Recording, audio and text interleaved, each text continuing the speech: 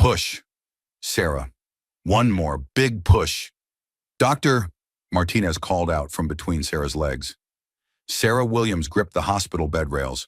Her knuckles white as another contraction tore through her body. At 38, this was supposed to be her miracle baby after 15 years of trying. Her whole world had narrowed to this moment, the pain, the anticipation, the hope that maybe this time everything would finally be perfect. Where is he? Sarah gasped between breaths. Where's my husband? The delivery room door burst open with such force it slammed against the wall. Richard Williams strode in, his expensive Italian suit wrinkled, his face flushed with anger instead of the excitement Sarah had dreamed of seeing. His Rolex caught the harsh fluorescent lights as he checked the time with obvious irritation. Finally decided to show up, Sarah managed through gritted teeth, trying to hide the hurt in her voice. Don't start with me, Sarah. I was in the middle of closing the Morrison deal when you decided to go into labor. Richard's voice carried that familiar edge of blame that always made Sarah's stomach clench. Couldn't you have waited until Monday? Dr. Martinez looked up sharply from his position. Sir, your wife needs your support right now. She's been in labor for 18 hours. She needs to understand that some things are more important than her timing, Richard snapped, loosening his silk tie as if the very act of being in the delivery room was suffocating him. Sarah felt tears mixing with sweat on her cheeks. This was supposed to be the happiest day of their lives. She had dreamed of this moment through countless failed fertility treatments, 3 devastating miscarriages, and years of Richard's growing coldness. In her fantasies, he would hold her hand, whisper words of encouragement, maybe even cry with joy when their baby finally arrived. The baby's crowning, Dr. Martinez announced, his voice filled with professional excitement. Sarah, give me everything you've got. Your daughter is almost here. Sarah bore down with all her strength, thinking of the tiny life about to enter the world, a life she had already loved fiercely for 9 months, talking to her belly every morning, playing Mozart while she worked in her garden, dreaming of the family they would finally become. It's a girl, Dr. Martinez lifted the crying infant, her tiny fist waving in the air. She's beautiful and healthy, perfect 10 fingers and 10 toes. Sarah reached out her trembling arms, tears streaming down her face.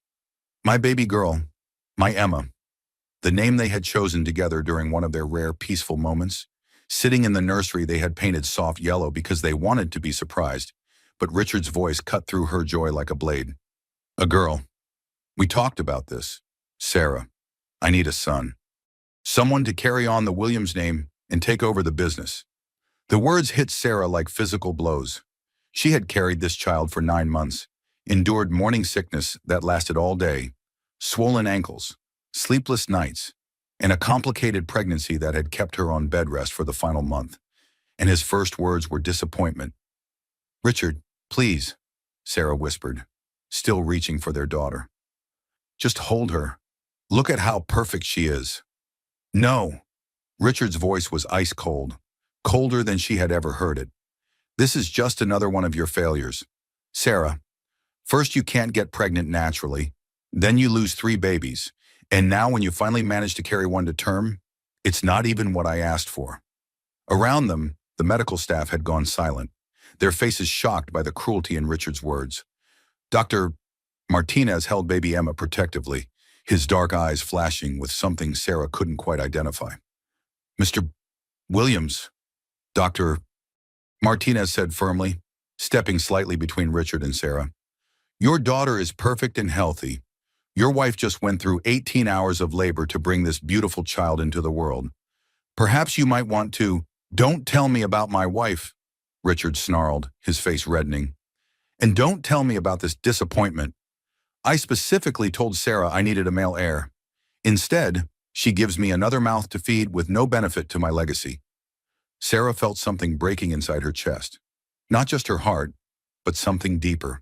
Some final thread of hope that had been holding their marriage together despite years of emotional abuse, financial control, and increasing isolation from everyone she had once cared about. That's what I think of your failures, Richard said quietly, his voice deadly calm. Both of them. Then he did something that would haunt Sarah forever and change the course of 3 lives in ways none of them could have imagined. The slap echoed through the delivery room like a gunshot. Sarah's head snapped to the side, her cheek burning from the force of Richard's open palm. The heart monitor that had been tracking her vital signs suddenly began racing as her blood pressure spiked dangerously. "That's what I think of you and your useless daughter," Richard said, flexing his fingers as if the slap had hurt his hand. Dr.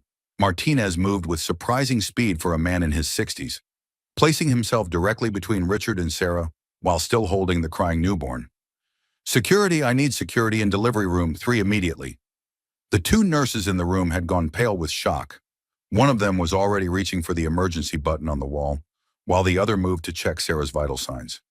Sarah touched her burning cheek with trembling fingers, her newborn daughter crying in Dr. Martinez's protective arms. This wasn't how it was supposed to be.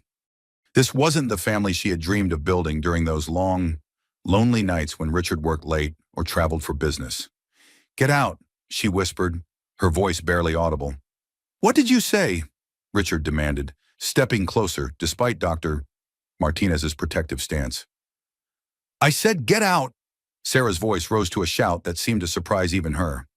"Get out and don't come back. Get out and stay away from my daughter." Security guards appeared in the doorway within seconds, their hands already moving to their radios as they assessed the situation. The head of security, a woman named Captain Rodriguez, took one look at Sarah's reddening cheek and Richard's defensive posture and immediately understood what had happened. "Sir, I'm going to need you to come with us," Captain Rodriguez said in a voice that brooked no argument. "This is my wife and my child," Richard protested, but his bluster was already fading as he realized how his actions looked to the roomful of witnesses. "Sir, you just committed assault in front of multiple medical professionals. You can leave voluntarily with us, or we can call the police and you can leave in handcuffs. Your choice." As security escorted her millionaire ex-husband from the room, Sarah didn't know that Dr. Martinez, the man now gently placing her daughter in her arms, would soon reveal a secret that would change everything she thought she knew about her life, her family, and her future. The door closed behind Richard with a soft click, and suddenly the room felt peaceful despite everything that had just happened. Dr.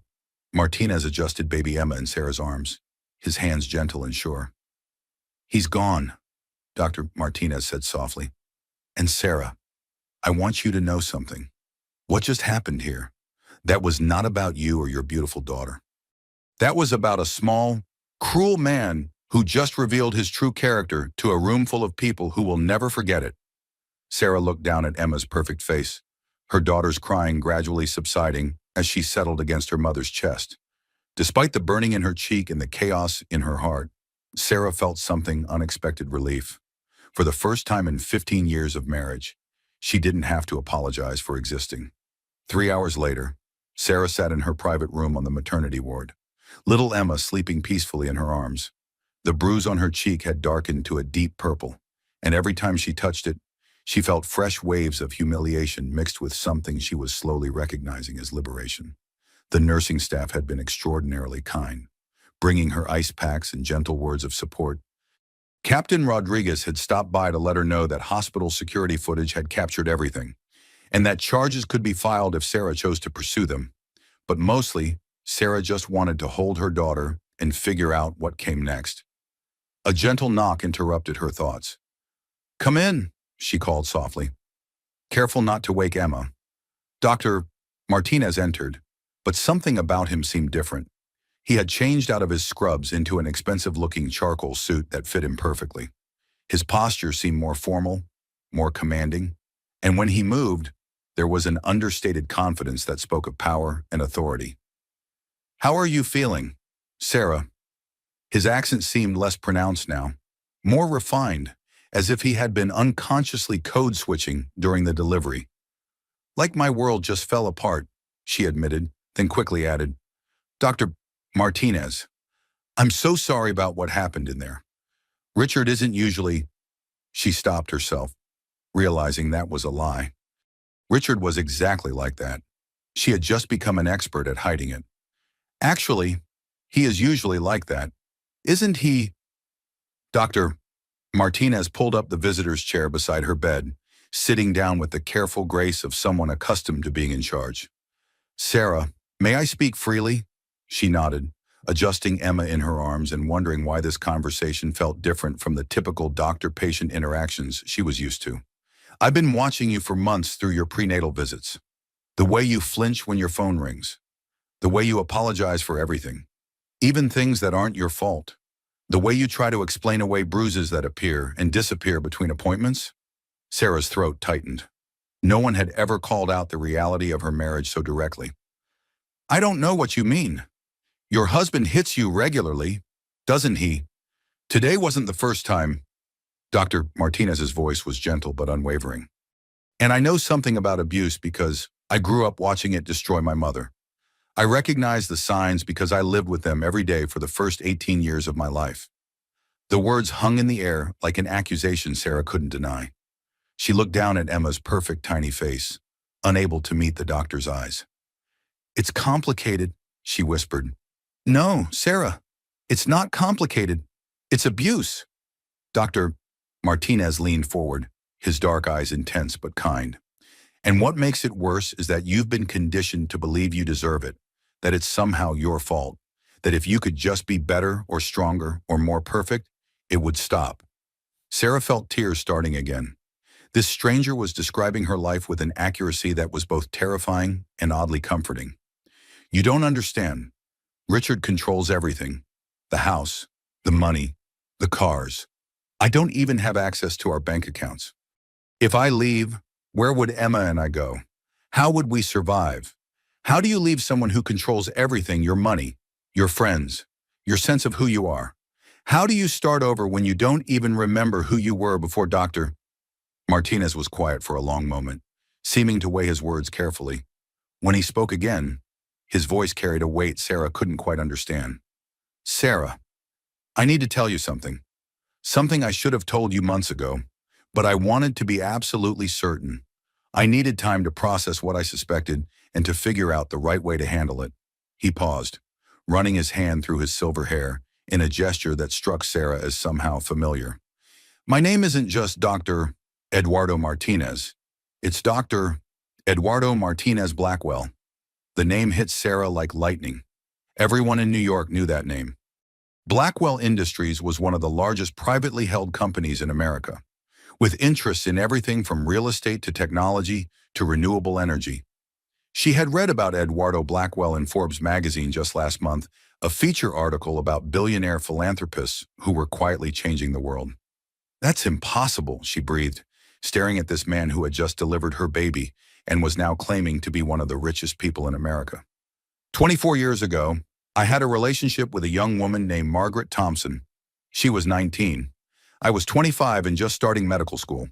We met at a coffee shop near Columbia, where I was working weekends to pay my tuition. Sarah's heart began to race for reasons she couldn't quite identify. Her mother's maiden name had been Thompson. Her mother had been 19 when Sarah was born, but her mother had died in a car accident when Sarah was 18. When Margaret told me she was pregnant, I begged her to marry me. I was ready to drop out of medical school, get multiple jobs, do whatever it took to support our family. But her parents, they thought I was just some poor kid from Mexico who was after their money. The room seemed to spin around Sarah. "No," she whispered. But even as she said it, pieces were clicking into place. Her mother's mysterious past that she had never talked about. The way Margaret had always changed the subject when Sarah asked about her father. The secret phone calls that stopped abruptly when Sarah entered the room. They paid her $5,000 to disappear, told her they would disown her if she ever contacted me again, and that they would make sure I never became a doctor if she didn't cooperate. She took the money and vanished. I spent years trying to find her, but she had changed her name, gotten married to someone else. Here, Margaret Thompson became Margaret Williams when she married your stepfather. She told him you were his daughter. You were 3 years old at the time, just a little girl who needed a father figure. Sarah felt like she was drowning. "You're saying I'm your father. Sarah, I've been looking for you for 24 years. Emma stirred in Sarah's arms, making soft baby sounds that seemed impossibly loud in the sudden silence. Dr. Martinez, her father, looked at his granddaughter with tears in his eyes that he was trying hard to control. "I knew the moment you walked into my office 6 months ago for your first prenatal appointment. You have your mother's eyes and her smile, but you have my hands and my stubborn chin. See? He held up his hands next to hers. The similarity was undeniable, the same long fingers, the same square palms, even the same small scar on the index finger from a childhood accident. Why didn't you say anything before? Sarah's voice was barely a whisper. I needed to be absolutely certain. I had DNA testing done on some routine blood work during your second visit. The results came back 3 months ago. Eduardo reached into his jacket and pulled out a folded paper. Sarah Thompson Williams, you are my daughter, and this beautiful little girl is my granddaughter. Sarah felt the world shifting beneath her like an earthquake. Her whole life had been built on lies. But maybe, for the first time in years, she wasn't alone. What does this mean? She asked, looking between the DNA test results and this man who was apparently her father. Eduardo reached into his jacket again and pulled out a business card. But this wasn't a medical card. It was heavy, cream-colored cardstock with gold embossing that read, Eduardo Martinez Blackwell, Chief Executive Officer, Blackwell Industries. It means you never have to be afraid of Richard Williams again, he said, his voice carrying the quiet authority of someone accustomed to wielding real power. It means you have family who will protect you and Emma. And it means that the life you thought you were trapped in was just the prologue to the story you're really meant to live. Sarah stared at the business card, trying to process the magnitude of what she was learning. Her millionaire ex-husband had just revealed himself to be an abusive monster, and the doctor who delivered her baby had just revealed himself to be her billionaire father. Emma made a contented sound in her sleep, and Sarah looked down at her daughter with wonder. This little girl would never know what it felt like to be powerless, to be trapped, to believe she deserved less than everything good the world had to offer. Eduardo, Sarah said, testing the name on her tongue. Dad. What happens now? Eduardo smiled, and for the first time, Sarah could see her own smile reflected back at her. Now, my dear daughter, we go home, and we start building the life you and Emma deserve. The next morning, Sarah stared out the window of the private car Eduardo had sent for her. She was being discharged from the hospital, but instead of going home to the mansion in Westchester that she shared with Richard, she was heading to a penthouse apartment in Manhattan that Eduardo kept for out-of-town guests. The transition felt surreal. 24 hours ago, she had been Sarah Williams, trapped wife of a moderately successful real estate developer. Now she was apparently Sarah Martinez, daughter of one of the richest men in America, with access to resources she couldn't even begin to comprehend. Mrs. Williams, the driver, a kind-faced man named James, glanced at her in the rearview mirror. Mr. Blackwell wanted me to let you know that everything's been prepared for you and the baby. Nursery supplies, clothing, whatever you need. If there's anything specific you'd like, just let me know. Sarah adjusted Emma in her arms, marveling at how peaceful her daughter looked despite the chaos surrounding her birth. James, can I ask you something? Of course, ma'am. How long have you worked for Mr. Blackwell? 15 years now. He's a good man, Mrs. Williams. Tough in business, but fair. Loyal to the people who matter to him. And he's been talking about finding you for as long as I've known him. James navigated the morning traffic with practiced ease, pointing out landmarks as they drove into Manhattan. He had private investigators working your case for years, never gave up hope that someday he'd find you and your mother. The car pulled up to a gleaming glass tower on the Upper East Side. The doorman, apparently expecting them, hurried over to help with Sarah's bags, which weren't many since she had refused to take anything from the house in Westchester except Emma's clothes and a few personal items. Welcome home, Miss Blackwell, the doorman said with a warm smile that made Sarah's heart skip a beat. Miss Blackwell. Sarah had never heard those words before, but they sent a strange thrill through her. Not Mrs. Williams, not someone defined by her marriage to a man who treated her like property, but Miss Blackwell, a person in her own right with her own identity and power. The penthouse elevator opened directly into the apartment, and Sarah stepped out with a gasp that made Emma stir in her arms. Floor-to-ceiling windows offered a breathtaking view of Central Park, the trees just beginning to show their autumn colors. The space was elegantly furnished, but felt warm and welcoming. Nothing like the cold showcase that Richard had preferred for their home. Sarah. Eduardo appeared from what looked like a home office, his face lighting up at the sight of her and Emma. He was dressed casually in dark jeans and a white button-down shirt, looking more like someone's favorite uncle than one of the most powerful men in America. "How are you feeling? How's my granddaughter?" "We're both fine," Sarah said, though she felt anything but fine. The events of the past day kept hitting her in waves. The violence of Richard's reaction, the revelation about Eduardo's identity, the complete upheaval of everything she thought she knew about her life. "Eduardo, this is all so overwhelming. Yesterday, I didn't even know you existed. And now you're discovering that your life can be completely different than what you thought possible?" Eduardo gently touched Emma's tiny hand with one finger, his expression soft with wonder. "I know it's a lot to process, Sarah, but I need you to understand something fundamental. You don't have to go back to him, ever. You don't have to be afraid anymore." Sarah sank into one of the plush armchairs, Emma cradled against her chest. "It's not that simple. Eduardo, Richard won't just let me go. He's used to getting what he wants, and he doesn't handle rejection well. When I don't come home today, when I don't answer his calls, he's going to escalate." Eduardo's expression hardened slightly. "Richard Williams is worth about $50 million, most of it tied up in real estate and investments that could disappear overnight if the right pressure were applied." He paused, meeting Sarah's eyes directly. "I'm worth $15 billion in liquid assets alone." The numbers were so large Sarah couldn't quite comprehend them. The difference between 50 million and 15 billion was like the difference between a puddle and an ocean. "I'm not trying to intimidate you with money," Eduardo continued, settling into the chair across from her. "I'm trying to show you that you have options now. Real options. The kind of options that come with real power." Sarah's phone, which had been mercifully quiet during the drive from the hospital, suddenly erupted with Richard's ringtone. She looked at the screen and felt her stomach clench with familiar fear, a Pavlovian response developed over years of walking on eggshells. "Don't answer it," Eduardo said quietly, his voice carrying the kind of calm authority that came from never having to raise it to be heard. "But if I don't, he'll just get angrier. And when he gets angry, Sarah, look at me." Eduardo's voice was firm but gentle. "You are not responsible for managing his emotions anymore. You are not responsible for preventing his anger or minimizing his reactions. That's what abusers do.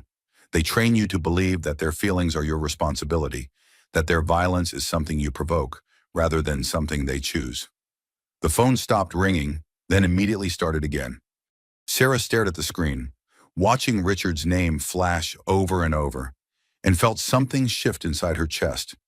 For the first time in 15 years, she didn't feel the automatic compulsion to answer, to apologize, to try to make things better. "He's going to keep calling," Sarah said, but her voice was steadier now. "Then let's make sure he understands the new reality." Eduardo walked to his home office and returned with a cordless phone. "James, please get Michael Harrison on the line." Within minutes, Eduardo was speaking to someone in a tone that was polite, but carried undertones of absolute authority. "Michael, I need you to contact Richard Williams immediately." "Yes, the real estate developer. Tell him that if he contacts my daughter again by phone, text, email, or in person, I will personally destroy his business and ensure he spends the next decade in litigation." Sarah listened in amazement as her father, the words still felt foreign, but increasingly right, calmly explained that she would be filing for divorce immediately, that any harassment would result in swift legal action, and that Richard would do well to remember that crossing the Blackwell family was a career-ending mistake. "That's right, Michael, my daughter," Eduardo continued. "No, this isn't a negotiation. This is a statement of fact. Mr. Williams has 48 hours to process this information and adjust his behavior accordingly." When Eduardo hung up, Sarah's phone had finally stopped ringing. "Is it really that simple?" she asked, feeling like she was watching someone perform magic. "Power usually is simple, Sarah. The complicated part is learning when and how to use it responsibly." Eduardo sat down across from her again. "But there's something else we need to discuss. Something about your future and Emma's future." "What do you mean, Sarah? You're my only child." "When I die, Blackwell Industries, all of it will be yours. But I don't want to wait until I'm dead to share my life with you. I want to be part of raising Emma, and I want you to be part of the work that gives my life meaning." Eduardo leaned forward, his eyes bright with excitement. How would you feel about becoming the vice president of the Blackwell Foundation? It's our charitable arm. We give away $50 million a year to causes that matter: education, healthcare, women's shelters, environmental protection. The room seemed to tilt around Sarah, vice president of a foundation that gave away more money in a year than Richard was worth in total. I don't know anything about running a foundation, she whispered. You'll learn. And Sarah, you'll be brilliant at it. I can tell already you have your mother's heart for helping people, and my stubborn streak when it comes to getting things done. It's a powerful combination. Emma made a soft sound in her sleep, and both adults looked down at her with wonder. She was so tiny, so perfect, so completely unaware that her life had just changed in ways that would affect her forever. She'll never want for anything, Eduardo said quietly. Education, opportunities, the freedom to choose her own path based on her interests and talents rather than her gender or her circumstances. Everything I couldn't give you. For the first time since Emma's birth, Sarah felt something she had almost forgotten existed: hope. Not the desperate, clinging hope she had lived on during her marriage. Hope that Richard would change, that things would get better, that maybe this time would be different. This was something bigger and more solid. This was hope backed by power, by resources, by family who chose to love and protect each other. What happens now? Sarah asked. Eduardo smiled, and she could see her own determination reflected in his expression. Now we start building the life you and Emma deserve. And if Richard Williams wants to fight that, he's about to learn what it means to take on the wrong family. Outside the windows, New York City stretched out below them, full of possibility and promise. Sarah was beginning to understand that she wasn't just escaping from something, she was stepping into something magnificent.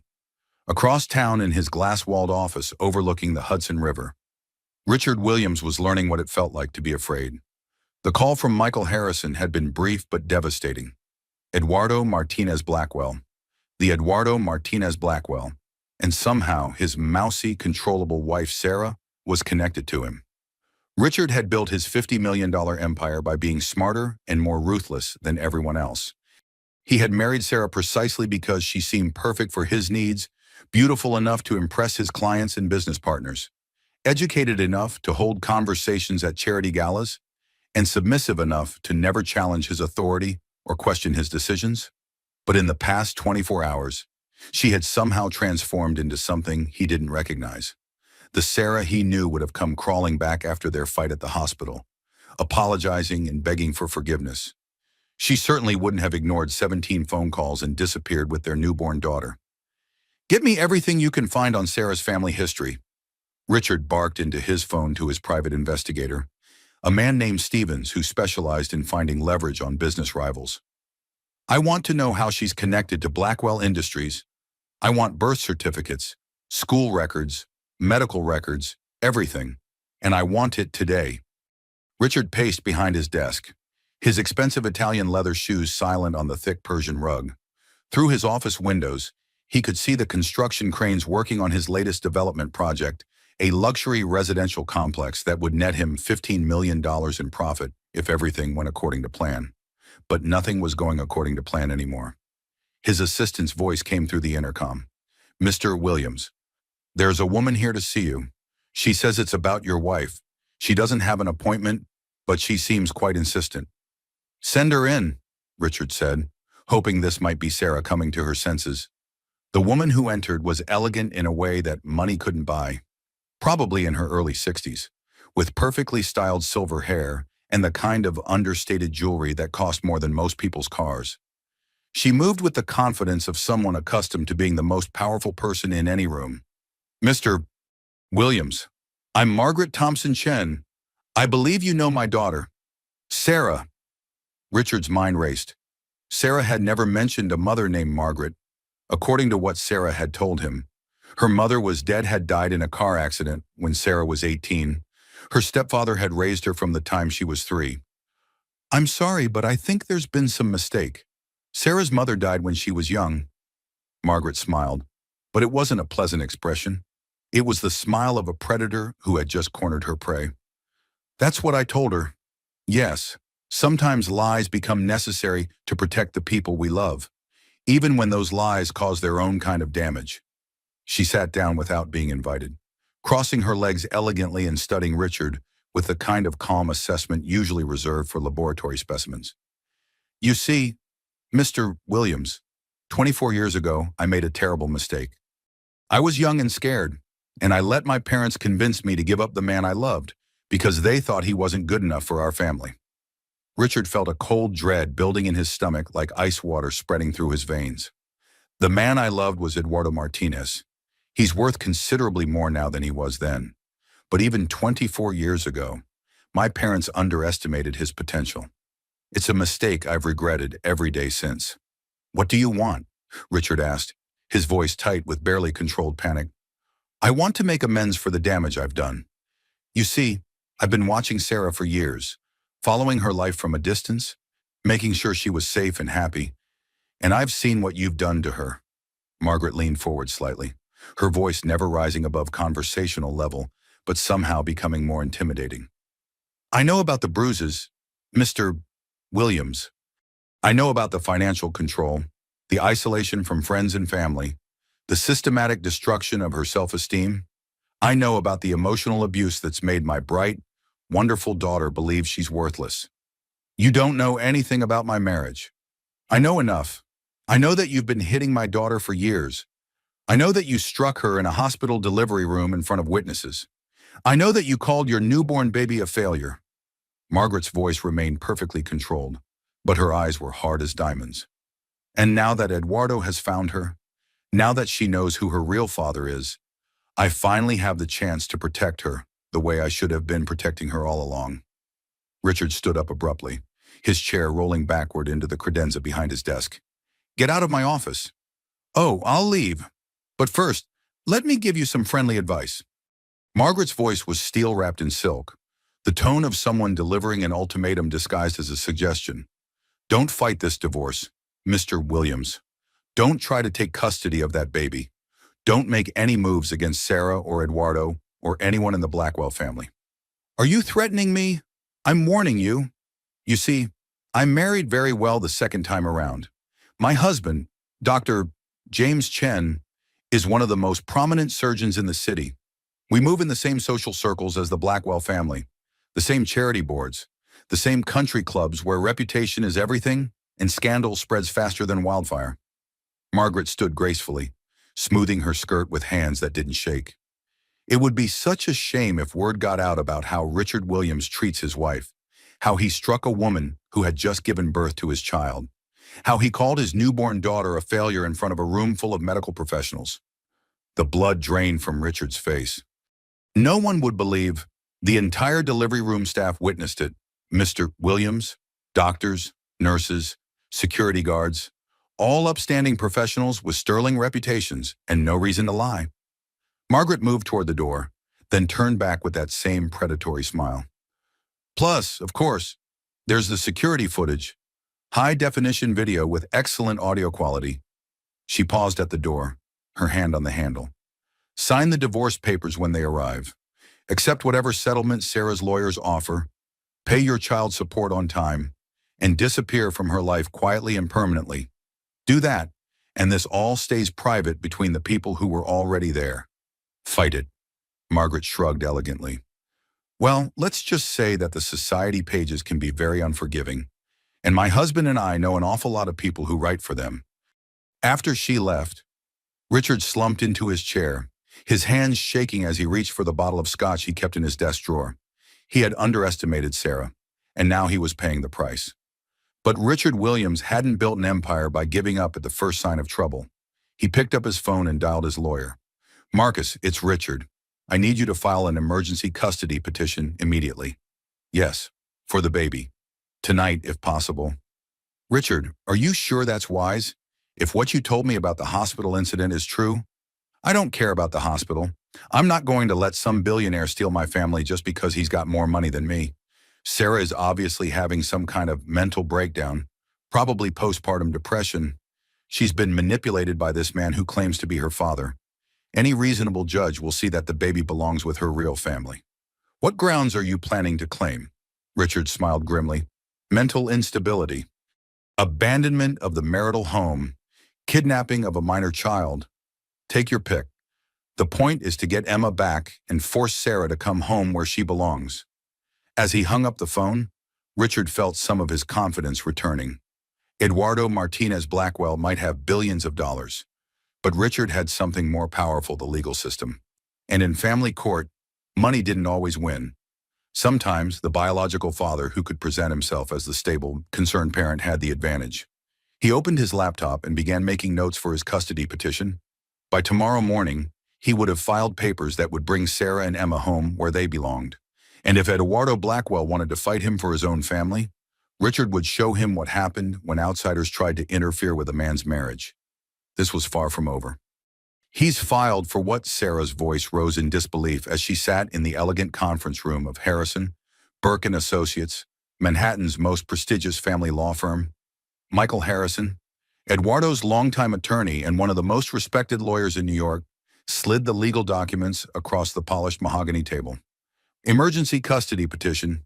He's claiming that you're mentally unstable due to postpartum depression and that Emma is in immediate danger." Sarah felt the blood drain from her face as she scanned the documents. Emma was sleeping peacefully in her car seat beside Sarah's chair, completely unaware that her father was trying to take her away from the only parent who had ever truly wanted her. "But that's insane. I've never had postpartum depression. I'm fine. I'm better than I've been in years." "Richard is also claiming that you've been kidnapped by Eduardo and are being held against your will," Michael continued, his voice grim as he turned through the pages of legal filing. "He's painted a picture of you as a vulnerable new mother who's been manipulated by a billionaire with questionable motives." Eduardo, who had been pacing behind Sarah's chair like a caged lion, slammed his hand on the conference table hard enough to make the water glasses jump. "That son of a—" "Eduardo," Sarah said quietly, glancing at Emma. "Language. The baby." Even in her panic, her maternal instincts were kicking in. Eduardo looked at his 3-day-old granddaughter and immediately softened, his expression shifting from rage to protectiveness. "Sorry, sweetheart, but Sarah, this is exactly what abusers do when they lose control. When they can't manipulate you directly anymore, they use the legal system as another weapon. They know exactly which buttons to push to make you look unstable or unfit." Michael nodded grimly. "The good news is that emergency custody petitions require evidence of immediate danger to the child. Richard's filing is mostly accusations without substantial proof. He's banking on the fact that judges take any allegations involving newborns very seriously." "What's the bad news?" Sarah asked, though she was afraid to hear the answer. "The bad news is that family court judges err on the side of caution when it comes to infant safety. They'll likely order a temporary custody evaluation, which means social workers, psychological evaluations, home visits, and possibly supervised visitation until we can prove Richard's claims are false." Sarah felt tears starting, hot and angry. "They'll take Emma away from me." "Not necessarily," Michael said quickly, "but there will probably be restrictions. Court-appointed monitors, scheduled visitation, documentation requirements. The goal is to maintain the status quo while the investigation proceeds." "How long will that take?" Eduardo asked, his jaw clenched with the effort of controlling his temper. "Could be weeks, could be months. Family court moves slowly, especially when there are serious allegations involved." "Have you ever felt like the system was designed to protect everyone except you? Like the very institutions that should help were being turned into weapons against you?" Sarah looked down at Emma's perfect sleeping face, thinking about all the years she had struggled with fertility, the 3 miscarriages that had broken her heart, the joy she had felt when she finally held her healthy daughter. The thought of being separated from Emma, even temporarily, was unbearable. "There has to be something we can do," she whispered, her voice thick with unshed tears. Michael hesitated, exchanging a glance with Eduardo. "There is one option, but it's risky and it will make this whole situation very public very quickly." "What kind of option?" Eduardo asked. "We could file a counter petition claiming that Richard is the danger to the child, document the abuse, the violence, his rejection of Emma after her birth, make this about his fitness as a parent rather than Sarah's mental state." "But," Sarah prompted, sensing there was more, "but it means this becomes a very public, very ugly fight. Richard will fight back with everything he's got. He'll drag Sarah's name through the mud, make accusations about her mental state, Probably try to claim that her relationship with you, Eduardo, is somehow inappropriate or financially motivated. Sarah felt trapped between two terrible choices. If she did nothing, Richard might take Emma away using lies and manipulation. If she fought back, her private life would become public entertainment for strangers who didn't know or care about the truth. What would you do? Michael, if this were your daughter and granddaughter. Michael was quiet for a long moment, considering the question with the seriousness it deserved. I'd fight, but I'd fight smart, and I'd make sure Richard Williams regretted ever crossing the Blackwell family. A knock on the conference room door interrupted them. Michael's assistant entered with a concerned expression that immediately put everyone on edge. Mr. Harrison, there are reporters outside, about a dozen of them, with cameras and news vans. Someone leaked the custody story to the press. Sarah's heart sank as she realized her quiet life was over forever. How did they find out so fast? Eduardo's expression darkened with understanding. Richard, he called the press himself. He's trying to control the narrative, make himself look like the concerned father fighting to protect his child from an unstable mother and her manipulative billionaire father. Through the conference room's floor-to-ceiling windows, they could see news vans lining the street below. Reporters were setting up cameras and checking equipment, preparing for what they expected would be a juicy story about wealth, family drama, and custody battles. What do we do now? Sarah asked, feeling overwhelmed by the thought of strangers judging her life based on whatever narrative Richard chose to spin.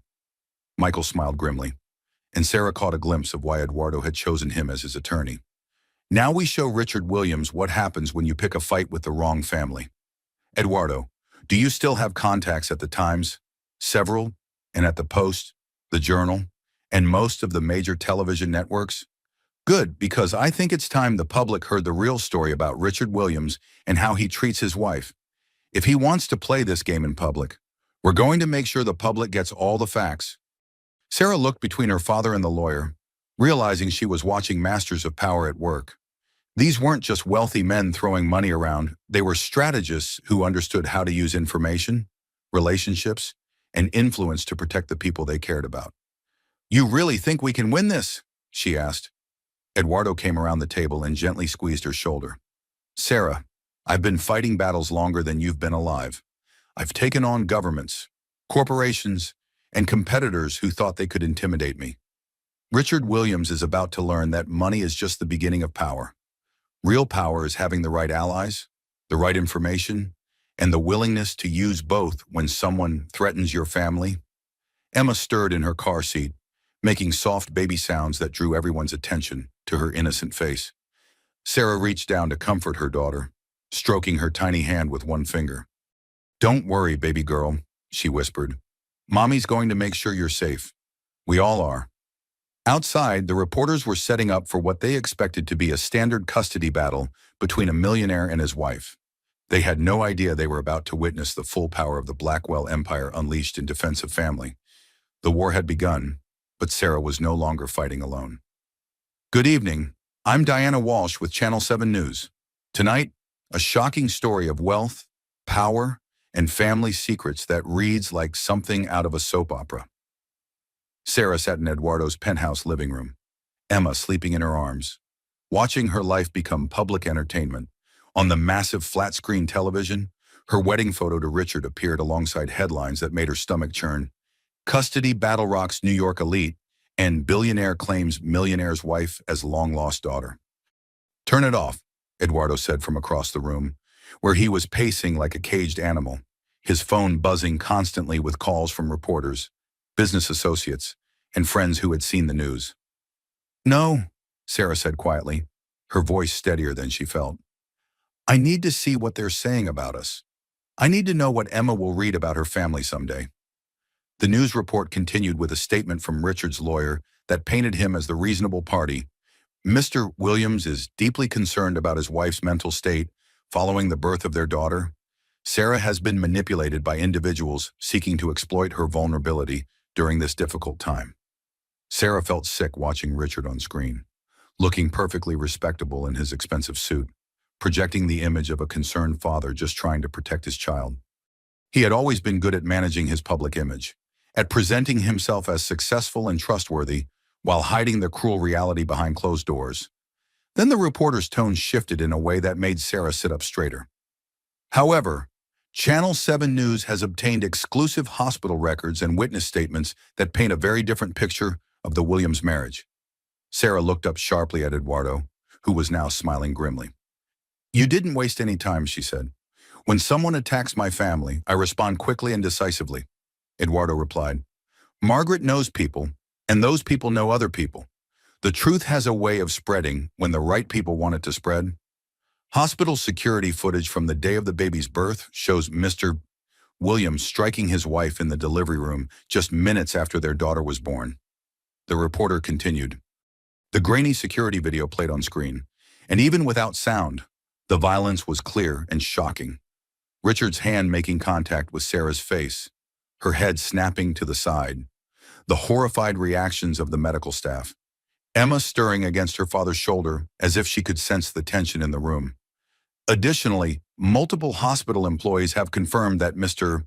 Williams rejected his newborn daughter, calling her a failure and stating that he needed a son to carry on his legacy. Sarah watched Richard's carefully crafted image crumble in real time. The phone in the penthouse started ringing immediately, and Eduardo moved to answer it. "Don't take any media calls," he advised Sarah. "Michael's office is handling all press inquiries. We want to control the message." But the caller ID showed it was Margaret, and Eduardo accepted the call, putting it on speaker so Sarah could hear. "Sarah, honey, are you watching the news?"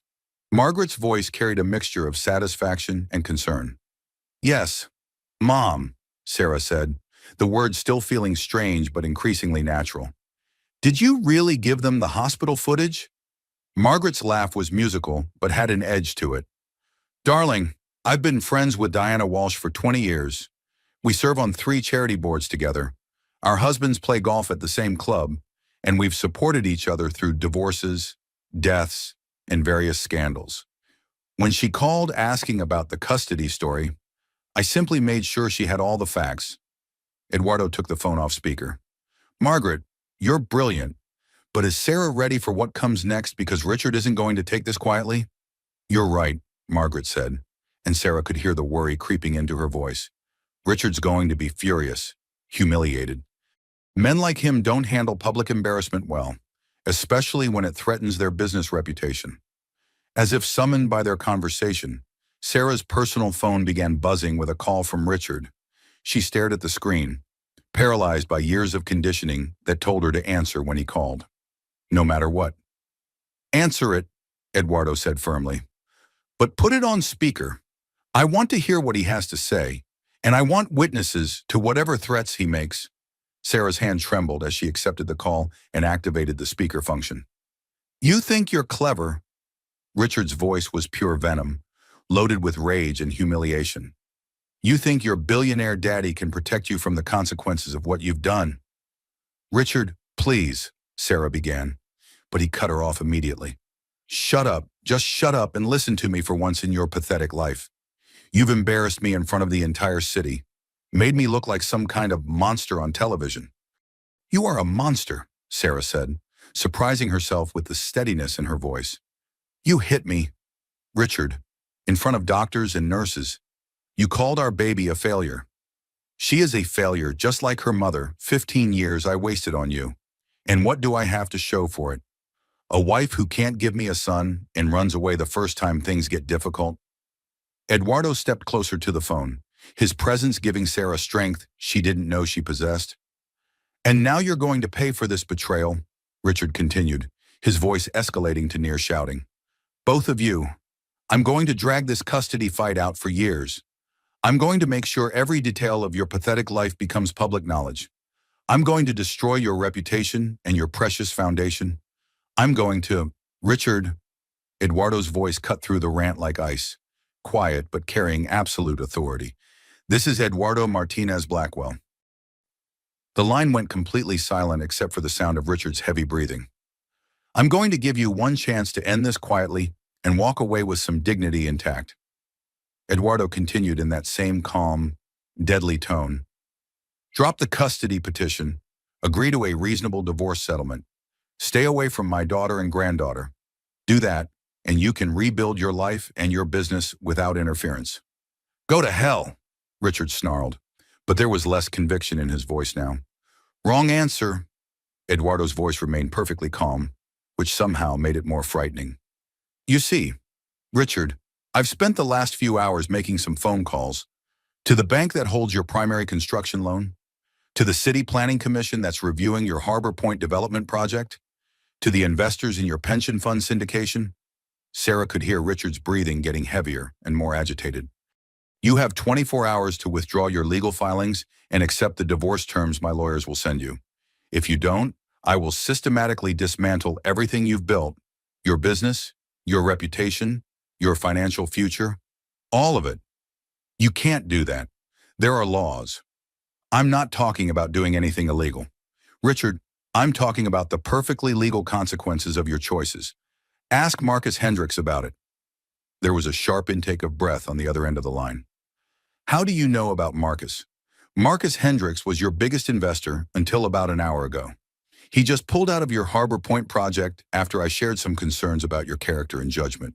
$42 million in financing. Gone. The line went dead. Richard had hung up. Sarah stared at the phone, then at Eduardo. Did you really just destroy a $40 million real estate deal in one phone call? I ended a business relationship between someone I know and someone who threatened my family, Eduardo said calmly. Richard just learned what happens when someone with real power decides to use it to protect the people they love. On the television, the news had moved to the weather forecast, but Sarah knew the damage was done. By tomorrow morning, everyone in New York would know the truth about Richard Williams and how he treated his wife and newborn daughter.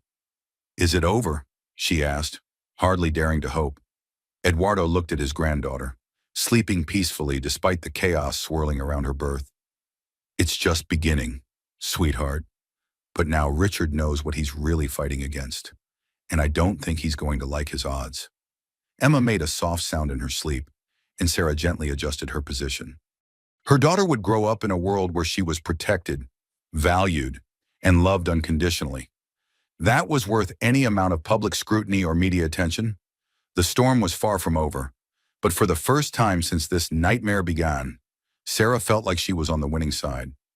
The Blackwell Industries headquarters occupied 43 floors of prime Manhattan real estate, and this morning it hummed with the focused energy of a military operation. Sarah sat in Eduardo's corner office on the 43rd floor, Emma sleeping in a portable crib that had appeared overnight, watching her father coordinate what could only be described as corporate warfare. Jenkins, I want the Harbor Point permits held up in review indefinitely. Eduardo spoke into his phone while simultaneously reviewing documents spread across his massive mahogany desk. Environmental concerns, traffic impact studies, neighborhood character assessments, whatever it takes to slow down the approval process. No, Jenkins. Indefinitely means indefinitely. Sarah marveled at the efficiency of it all. In less than 24 hours, Eduardo had mobilized an entire network of business contacts, political connections, and financial leverage points that she hadn't even known existed. She was beginning to understand that her father's power went far beyond money. He had spent decades building relationships and earning influence that could be activated when necessary. Michael Harrison appeared in the doorway, his usually calm demeanor replaced by something that looked almost like excitement. Eduardo, we've got news. Richard's lawyer called 20 minutes ago. He wants to negotiate. Already? Sarah looked up from where she'd been reading about the Blackwell Foundation's annual report. But you said this could take months. Michael grinned, the expression transforming his serious face. That was before your father reminded half of New York why they don't cross the Blackwell family. Richard's lost 3 major investors since yesterday. 2 bank loans are being called in for review, and the city council just announced they're investigating complaints about his construction practices. Eduardo ended his phone call and joined them, settling into one of the leather chairs arranged around a small conference table. What's he offering? Full custody to Sarah. Reasonable visitation rights for Richard. He keeps his current assets but pays child support and alimony according to state guidelines. And Eduardo's tone suggested there was more to the proposal. And he wants a guarantee that the business pressure stops immediately. He's hemorrhaging money by the hour, and his remaining investors are getting nervous about their exposure to his projects. Sarah looked between the 2 men. These masters of power and influence who were dismantling her millionaire ex-husband's empire with the efficiency of a surgical procedure. Is that enough? What if he changes his mind later? What if he decides to fight for custody when Emma's older? He won't, Eduardo said with absolute certainty, because he'll sign a comprehensive non-disclosure agreement that includes substantial financial penalties. If he ever harasses you or Emma again, if he violates the visitation terms, if he so much as speaks negatively about you in public, it'll cost him everything he has left. There was a knock on the office door, and Eduardo's assistant entered with an expression that immediately put everyone on alert. Mr. Blackwell, there's a Mr. Williams here to see you. He doesn't have an appointment, but he's quite insistent. Security is with him. Sarah felt her stomach drop as familiar fear rushed through her system. Richard's here in the building. Send him in, Janet, Eduardo said calmly, his voice carrying no trace of concern. But have security remain nearby, just in case Mr. Williams has trouble controlling his temper. Richard entered the office like a man walking to his own execution. His usually perfect hair was disheveled, his expensive suit wrinkled as if he'd slept in it. Dark circles under his eyes suggested he hadn't slept much, if at all. He looked like a man who had spent the night watching his carefully constructed world collapse around him. Eduardo, Sarah. His voice was tight with barely controlled anger, but there was something else underneath it, something that might have been fear. Richard, Eduardo gestured to a chair with perfect politeness. Please, sit down. We have a lot to discuss, and I'm sure you're anxious to resolve this situation quickly. I'm not here to negotiate. I'm here to tell you both that you've made a terrible mistake. Richard remained standing, his hands clenched into fists at his sides. Sarah instinctively moved closer to Emma's crib, her protective instincts kicking in even though she knew security was just outside the door. Even defeated and desperate, Richard still radiated a threatening energy that made her nervous. Have we? Eduardo's tone was conversational, but Sarah noticed his hand moving discreetly toward the panic button on his desk. You think money solves everything? You think you can just wave your hand and make people disappear like they never mattered? Richard's voice was getting louder, more agitated. But I built my business from nothing. I've survived economic crashes, hostile takeovers, city politics that would have destroyed weaker men. I'm not going to be destroyed by some old man with a guilty conscience and more money than sense. Richard, Sarah said quietly, finding her voice despite her fear. Just sign the papers. Take the deal. It's generous, and it lets you keep your dignity. Generous? Richard laughed, but there was no humor in it, only bitterness and rage. Sarah, you have no idea what you've unleashed. This man isn't your father. He's a predator who's using you to feel better about abandoning your mother 24 years ago. Eduardo stood up slowly, his movements careful and controlled. I think you should leave now. Richard, before you say something, you'll regret even more than what you've already said.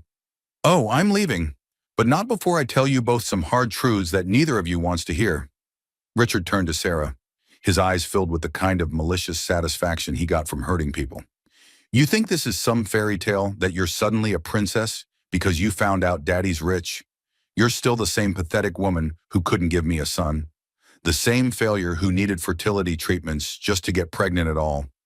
Sometimes the cruelest words come from people who once claimed to love us, but their cruelty says everything about them and nothing about us. Sarah felt the familiar sting of Richard's words, but something fundamental had changed in how she processed them. Instead of the crushing shame she usually felt, she found herself thinking clearly about what he was really doing, trying to hurt her because he was losing control and didn't know any other way to respond. You're right about one thing, Richard, she said, standing up and moving to Eduardo's side. I am the same woman who struggled with fertility, the same woman who wanted a family so desperately that I stayed with a man who hit me and called me worthless. But you know what else I am? Richard glared at her, clearly not expecting her to fight back. I'm the woman who survived 18 hours of labor to bring our daughter into the world while you were making business deals. I'm the woman who loved you for 15 years despite your cruelty and abuse. I'm the woman who's strong enough to walk away from you and build a better life for Emma. Sarah moved closer to Eduardo, drawing strength from his presence.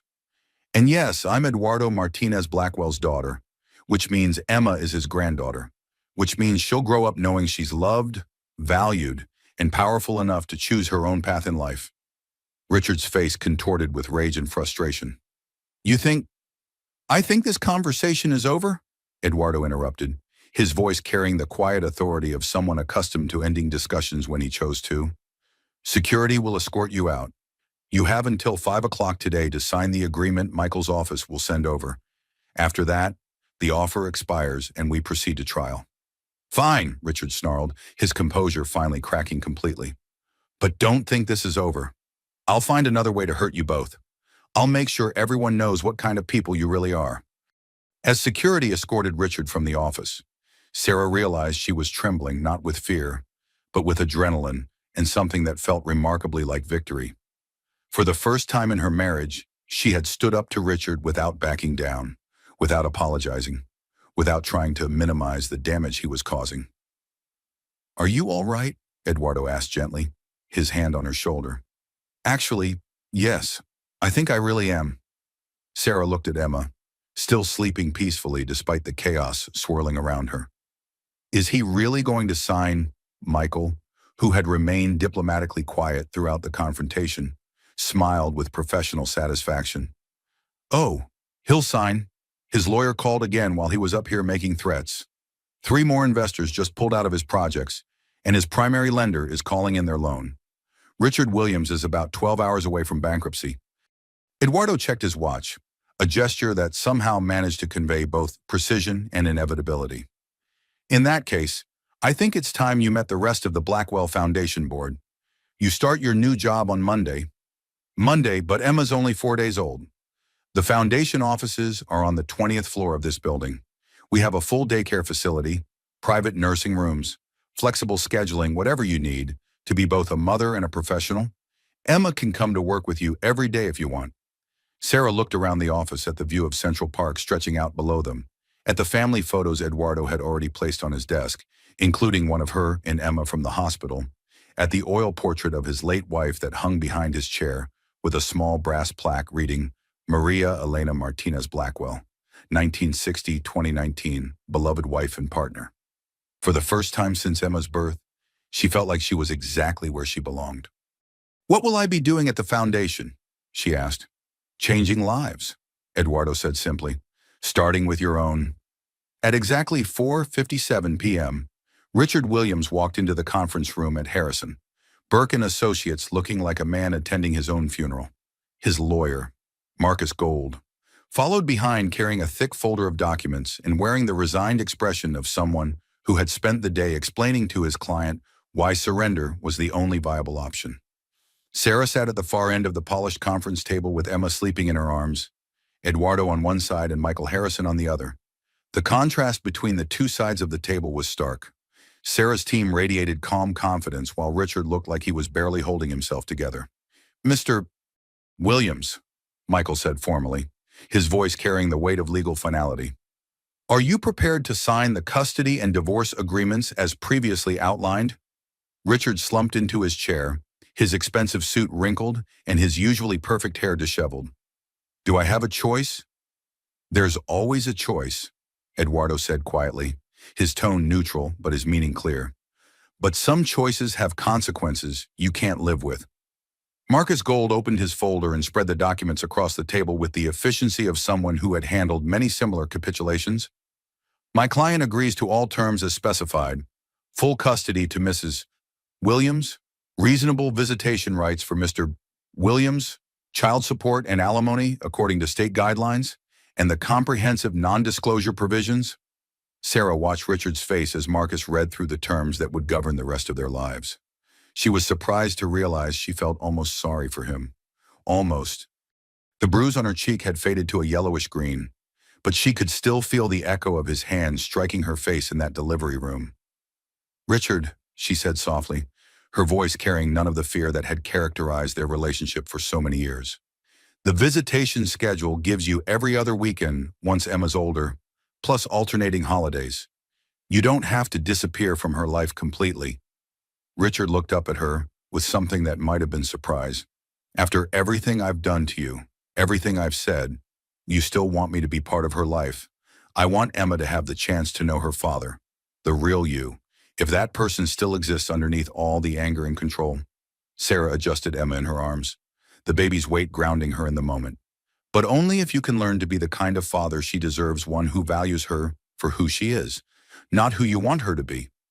For a moment, Richard's carefully constructed mask slipped, and Sarah caught a glimpse of the man she had fallen in love with 15 years ago, ambitious but not yet cruel, driven but not yet consumed by the need to control everything around him.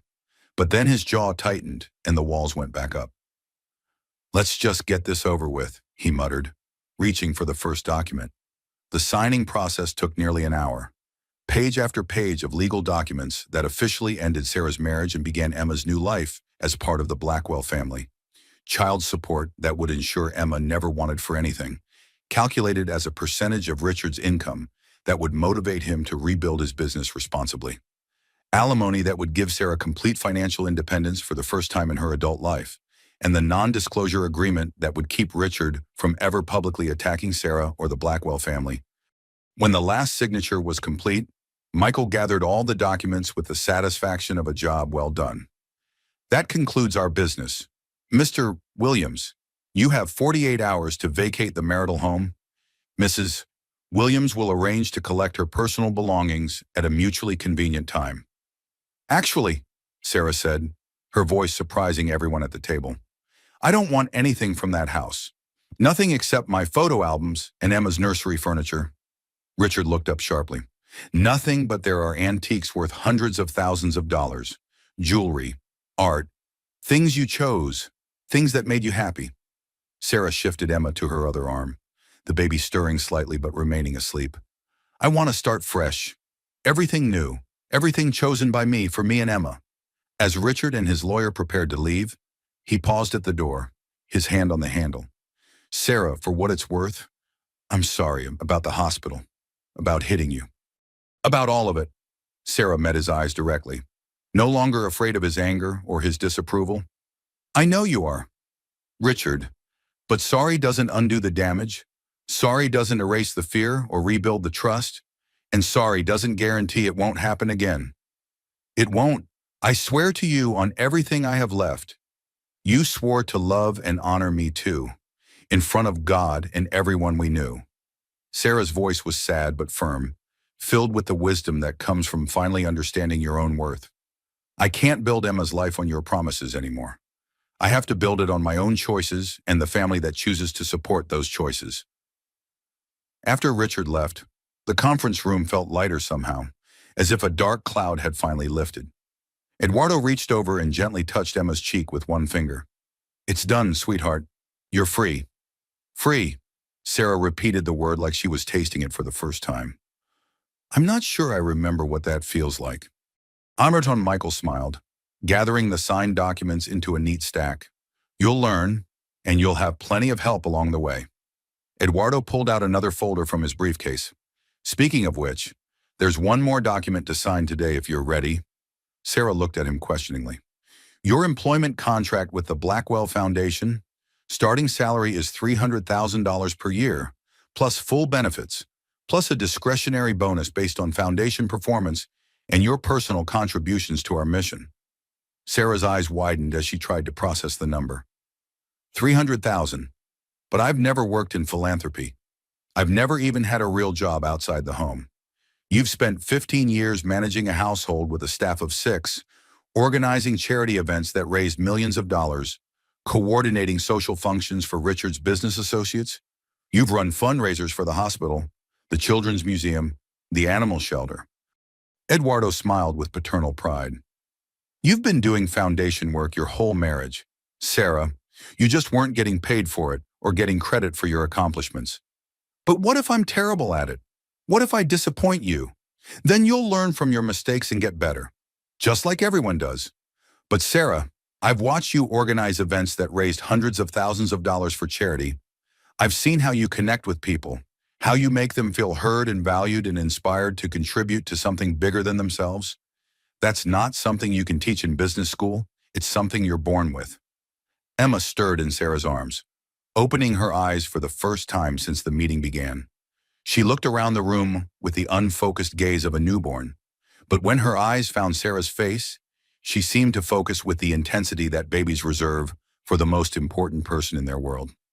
"Hi, baby girl," Sarah whispered, her voice filled with wonder and love. "Mommy just signed some very important papers. Papers that mean you're going to grow up safe and loved and free to be whoever you want to be."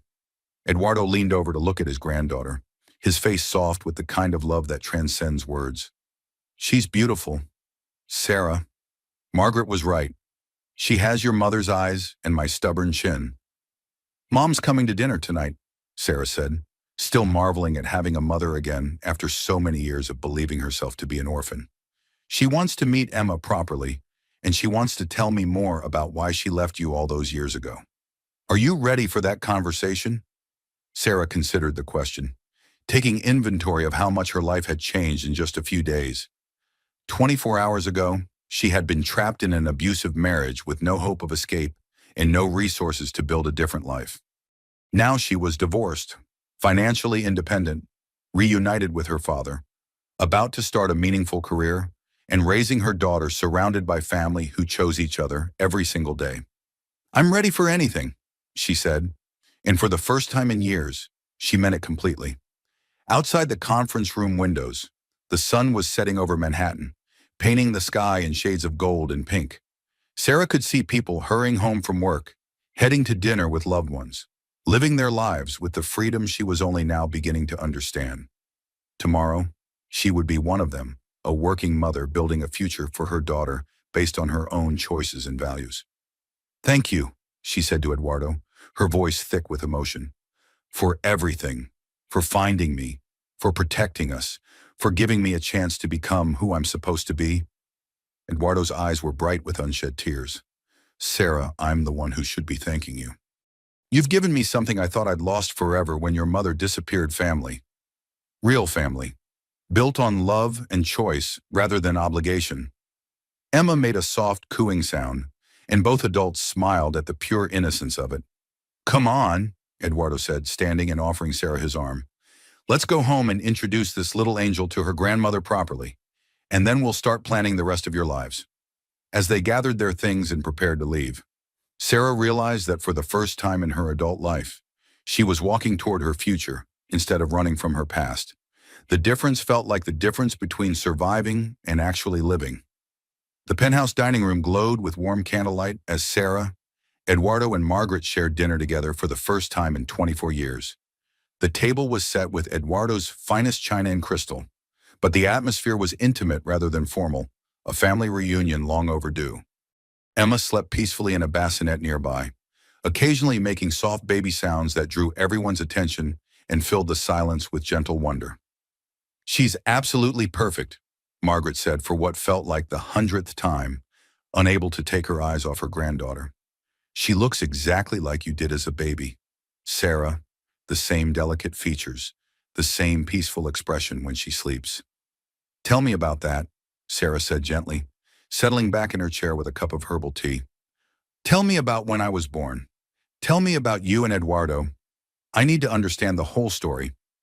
Margaret set down her wine glass and looked across the table at Eduardo, her eyes reflecting decades of regret and love that had never fully died. "Are you sure you want to hear this? Some of it isn't pleasant, and some of it might change how you see both of us." "I need to know. Mom, I need to understand why you let me believe you were dead for most of my life. I need to understand what happened between you two that was so terrible it required 24 years of lies." Eduardo reached across the table and took Margaret's hand, a gesture so natural it seemed like they had been holding hands across dinner tables for decades instead of being separated by circumstances and poor choices. "It's all right, Margaret. We're all adults now. The past can't hurt us anymore unless we let it." Margaret took a deep breath, gathering courage from Eduardo's touch. "I was 19 when I met Eduardo. He was 25, in his second year of medical school, working 3 jobs to pay for his education. I was supposed to be focusing on my studies at Barnard, but all I could think about was this brilliant, passionate man who talked about changing the world through medicine." "But you fell in love with the poor medical student instead of the approved suitors," Sarah said, understanding the familiar pattern of family expectations and romantic rebellion. "I fell in love with the most brilliant, ambitious, kind-hearted man I'd ever met." Margaret smiled at Eduardo, and Sarah could see the ghost of the young woman she had been. He was everything my parents' approved suitors weren't passionate about his work, completely uninterested in my family's money, determined to succeed on his own merits. Eduardo squeezed her hand gently. You were the most beautiful woman I'd ever seen. But more than that, you were smart, funny, independent. You challenged me to think bigger, to want more than just financial success. You made me believe I could build something meaningful with my life. What happened when you found out I was pregnant? Sarah asked, though she suspected she already knew the broad outlines of the story. Margaret's expression grew sad, weighted with decades of regret. I was terrified. We weren't married. I was still in college, and I knew my parents would be furious. But Eduardo... She looked at him with love that had clearly never faded. Eduardo was thrilled. I wanted to marry you immediately, Eduardo said, his voice filled with the passion of a much younger man. I didn't care about your parents' objections, or their money, or their social position. I was ready to drop out of medical school, get a full-time job, support our family however I could. My parents had other ideas. Margaret's voice hardened with remembered anger. They called Eduardo to a meeting at their lawyer's office. I wasn't invited. Of course, women weren't considered capable of handling such important decisions. Sarah looked at her father, seeing shadows of old pain in his eyes. What did they say to you? Eduardo's jaw tightened at the memory. They offered me $50,000 to disappear from your mother's life and never contact her again. When I refused and told them I loved Margaret and wanted to marry her, they explained exactly how they would destroy my medical career before it began. But that's illegal. Legal doesn't matter when you have enough money and influence, Margaret said bitterly. They could have done exactly what they threatened. False accusations of impropriety, destroyed references, blacklisting from every hospital and medical program in the country. They had the power to make sure Eduardo never became a doctor. So you took their money and left, Sarah said, trying to keep judgment out of her voice. I thought I was protecting him. Margaret's eyes filled with tears she had been holding back for decades. I was young and scared, and I believed them when they said Eduardo would be better off without the burden of an unwanted family. So I took their $5,000, not $50,000. They lied about that too, and I disappeared. Eduardo leaned forward, his voice intense with remembered desperation. Margaret, I searched for you for years. Private investigators, newspaper advertisements, every resource I could afford. I spent every spare dollar trying to find you and our child. I changed my name, moved to California, got a job waitressing while I finished my degree at night. Margaret wiped her eyes with her napkin. When you were 3, Sarah, I met James, your stepfather. He was kind, stable, everything I thought you needed, and he never asked questions about your real father. But why did you let me think you were dead? Sarah asked, the question that had been haunting her since Eduardo's revelation. When I was 18, James told me you died in a car accident. He showed me a death certificate. Margaret and Eduardo exchanged glances heavy with shared guilt. Because I asked him to, Margaret said quietly. When you turned 18, I wanted to contact you. I wanted to tell you about Eduardo, about the choices I'd made and why I'd made them. But James convinced me that it would only hurt you. You had a stable life. You were about to start college at Northwestern. You had friends and plans and a future mapped out. James argued that disrupting all of that with the truth about a mother who had abandoned you would be cruel and selfish. So I legally changed my identity when I married James, became Margaret Chen, and let Margaret Thompson officially die in a car accident that never happened. It seemed like the kindest thing to do at the time. Sarah felt overwhelmed by the complexity of it all. My entire life has been built on lies meant to protect me. Not lies, Eduardo said gently. Choices made by people who loved you and wanted to protect you from pain. Wrong choices? Maybe, but made with the best intentions by people who were trying to navigate impossible circumstances. Emma stirred in her bassinet, and Sarah automatically reached over to soothe her. The simple act of comforting her daughter, grounding her in the present moment. Whatever mistakes had been made in the past, Emma would grow up knowing the truth about her family. I understand why you made the choices you did, Sarah said slowly, her voice stronger than she felt.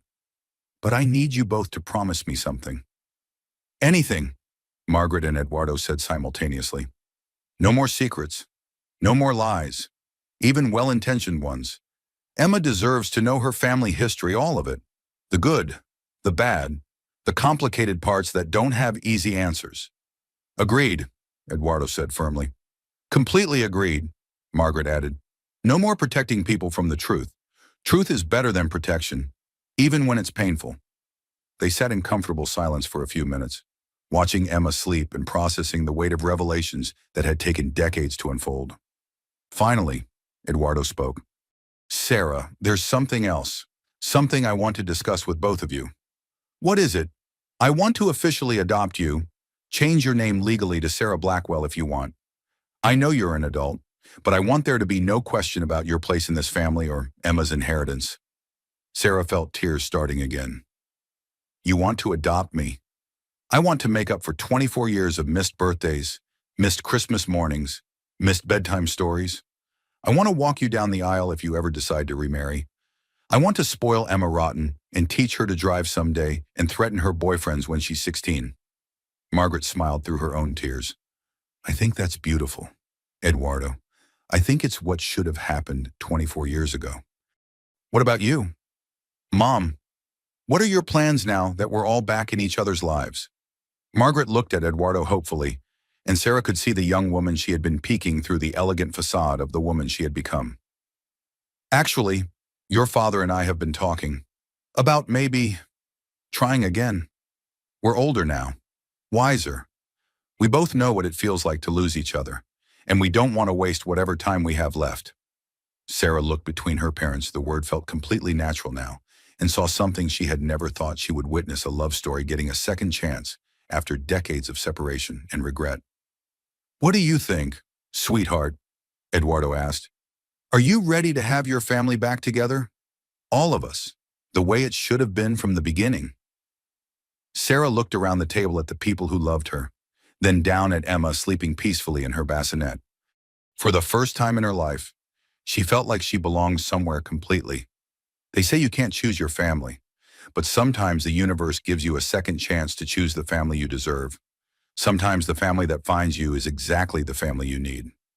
I think Emma's going to be the luckiest little girl in the world, she said, her voice filled with wonder and gratitude.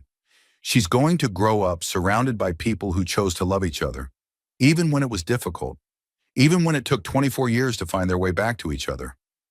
Outside the windows, New York City sparkled with millions of lights, each one representing someone else's story, someone else's family, someone else's journey toward love and belonging. Somewhere out there, Richard was probably nursing his wounds and planning his next move. But here, in this warm room filled with love and possibility, Sarah felt invincible. Her past was complicated, her present was challenging, but her future, their future, was bright with promise and unlimited potential. To new beginning, Eduardo said, raising his wine glass. To family, Margaret added, lifting her own glass. To love that's stronger than fear, Sarah concluded, touching her water glass to theirs. As they toasted, Emma stirred in her sleep and made a soft sound that seemed like approval. The Blackwell family was finally complete.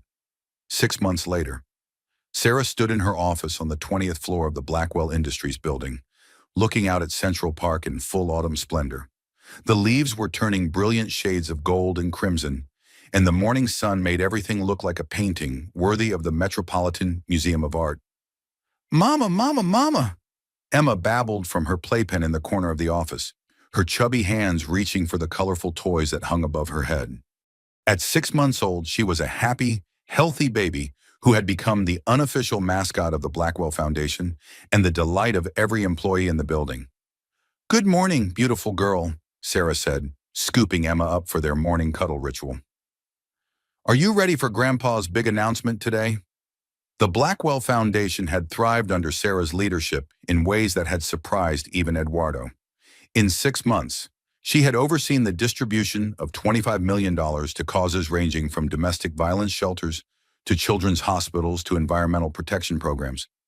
More importantly, she had found her calling. Every grant they awarded, every family they helped, felt like a piece of healing for her own past. A knock on the door interrupted her thoughts. Come in, Eduardo entered, carrying 2 cups of coffee and wearing the biggest smile she had seen from him yet. He was dressed in his best suit, and there was an energy about him that suggested something significant was about to happen. "Good morning, my girls. How are we this beautiful October morning?" "We're wonderful," Sarah said, settling Emma on her hip in the practiced motion of an experienced mother. "You look like you have news, and knowing you, it's probably news that's going to change our lives again." "I do indeed." Eduardo handed her a coffee and gently tweaked Emma's nose, making her giggle with delight. "The adoption papers were filed this morning. As of today, you are officially Sarah Margaret Blackwell. And Emma Martinez Blackwell. I wanted her to carry a piece of her heritage from both sides of the family, her Mexican roots and her new future." Sarah felt tears of joy starting. After everything they had been through, after all the legal complications and media attention, it was still hard to believe that the transformation of her life was real and permanent. "It's really official. I'm really your daughter in the eyes of the law. You've always been my daughter, sweetheart. Now the law agrees, and no one can ever question your place in this family again." Through the office windows, Sarah could see reporters gathering in the plaza below. Today was the day Eduardo would announce his engagement to Margaret and officially introduce Sarah as his daughter and heir to the Blackwell empire.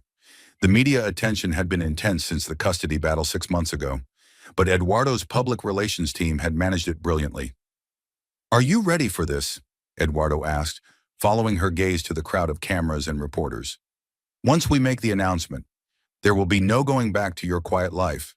You'll be one of the most recognizable women in New York." Sarah considered the question seriously. 6 months ago, she had been a frightened, isolated woman trapped in an abusive marriage with no resources and no hope of escape. Now she was running a multi-million-dollar foundation, had been featured on the cover of Forbes magazine as the philanthropist to watch, and was about to become one of the most powerful women in America. "I'm ready," she said with confidence that surprised even her. "But first, tell me about Richard. How is he handling all of this? Is he staying within the boundaries of the custody agreement?" Eduardo's expression darkened slightly. "He's been compliant. He sees Emma every other weekend as scheduled. Supervised visits only until she's older and can communicate if there are any problems. He's been civil during the exchanges. But he's struggling financially. Lost most of his major investors after the media coverage. Had to sell the Westchester house and downsize his operations significantly. He's living in a modest apartment in Queens now and working on smaller projects." Sarah felt a complicated mix of emotions. She didn't miss Richard or regret leaving him, but she took no pleasure in his downfall either. Will he be okay? Will he be able to rebuild eventually? Marcus Gold thinks he'll recover, probably on a smaller scale than before. He's a survivor, Sarah, and he's learned some hard lessons about consequences. He'll find a way to land on his feet, and maybe he'll become a better person in the process. Emma started fussing, and Sarah automatically began the gentle bouncing motion that always calmed her daughter. "Sometimes I wonder if I was too harsh, if I destroyed his life unnecessarily. The divorce settlement was generous, but the business consequences..." Eduardo took Emma from her arms, and the baby immediately settled against his shoulder. He had a natural way with children that made Sarah's heart ache for all the years they had missed together. "Sarah, let me tell you something I've learned in 62 years of life, most of it in business where consequences matter. You are not responsible for the consequences of other people's choices, but if you hadn't left, Emma would be growing up in a house where violence was normal, where love was conditional, where women were treated as property to be controlled rather than people to be respected." Eduardo's voice was firm but gentle. "You didn't destroy Richard's life, sweetheart. You saved your own, and Emma's, and possibly even his, if he's smart enough to learn from what happened." A soft knock interrupted them. Margaret peered around the door, looking radiant in a cream-colored suit that made her silver hair glow like spun platinum. The engagement ring on her finger caught the morning light and sparkled like a promise fulfilled. "Are my favorite people ready for the press conference?" "As ready as we'll ever be," Sarah said, straightening her own outfit, a navy blue dress that struck the perfect balance between professional authority and maternal warmth. "Sarah," Margaret said, moving to embrace her daughter, "I want you to know how proud I am of you. Not just for surviving what you went through with Richard, but for thriving, for building something beautiful and meaningful from the ashes of your old life. I had good teachers, Sarah replied, looking between her parents with gratitude that felt too large for words. I had people who showed me what real love looks like, what healthy relationships feel like, what it means to be valued for who you are rather than what you can provide. The three adults and one baby made their way to the elevator that would take them to the press conference. As they descended through the floors of the building that now represented Sarah's future, she thought about the journey that had brought them all to this moment. The elevator doors opened to reveal a room full of reporters, cameras, and bright lights. Sarah took a deep breath, lifted her chin with the confidence she had learned from her father, and stepped into her new life as a public figure. "Ladies and gentlemen," Eduardo began, his voice carrying the authority of someone accustomed to commanding attention, "I'd like you to meet my daughter, Sarah Blackwell, and my granddaughter, Emma. They are the future of the Blackwell family and the Blackwell Foundation." As the cameras flashed and the questions began, Sarah felt Emma's tiny hand grab her finger. She looked down at her daughter's perfect face and made a silent promise that would guide every decision she made for the rest of her life. Emma would grow up knowing she was loved unconditionally. She would never doubt her worth, never accept less than she deserved, never be afraid to use her voice or stand up for herself. She would grow up strong, confident, and surrounded by family who chose each other every single day. The press conference lasted an hour, but Sarah barely noticed the time passing. She answered questions about the foundation's work, about her unexpected reunion with Eduardo, about her plans for expanding their charitable efforts. She spoke with confidence and grace, every inch the philanthropist and heiress she had become. When it was over, the family retreated to Eduardo's office for a moment of quiet celebration and reflection. "That went perfectly," Margaret said, settling into a chair with Emma on her lap. "You were magnificent, Sarah, natural and authoritative, and completely comfortable in your own skin." "I felt magnificent," Sarah admitted, still marveling at the transformation. "6 months ago, I could barely order coffee without apologizing for taking up the barista's time. Today I announced a $50 million initiative to support domestic violence survivors and their children." Eduardo opened a bottle of champagne that had been waiting in his office refrigerator. "To new beginnings," he said, raising his glass in a toast. "To family," Margaret added, lifting her own glass. "To love that's stronger than fear," Sarah concluded, touching her water glass to theirs. As they clinked glasses, Emma clapped her tiny hands together, making them all laugh with pure joy. The sound echoed through the office like a benediction. Through the windows, New York City stretched out below them, full of possibility and promise. Sarah had found her place in the world, her purpose, her family. She had found herself. The scared woman who had been slapped in a hospital delivery room was gone forever, replaced by Sarah Blackwell, daughter, mother, philanthropist, survivor. A woman who had learned that sometimes the worst thing that happens to you can lead to the best thing that ever happens to you. Outside, autumn was painting the world in brilliant colors, and inside, a family that had been broken was finally whole again. The future had never looked brighter, and Sarah knew that whatever challenges lay ahead, they would face them together. The millionaire ex-husband who had tried to control her was just a chapter in her story now, not the author of her destiny. The divorce settlement had given her financial independence, but more importantly, she had discovered her own strength, her own worth, her own power to create the life she wanted. Women supporting women, she thought, remembering all the people who had helped her along the way, the nurses in the delivery room, Margaret's strategic use of her social connections, the female reporters who had told her story with compassion and accuracy. As Emma fell asleep in Margaret's arms and Eduardo began planning their next charitable initiative, Sarah realized that her midlife transformation was complete. She had not just escaped from an abusive marriage, she had stepped into her destiny as a powerful woman capable of changing the world. The Blackwell legacy would continue through Emma, but it would be shaped by Sarah's values of compassion, justice, and the fierce protection of those who couldn't protect themselves. It was a legacy worth building, a future worth fighting for, and a life worth living with complete authenticity and joy.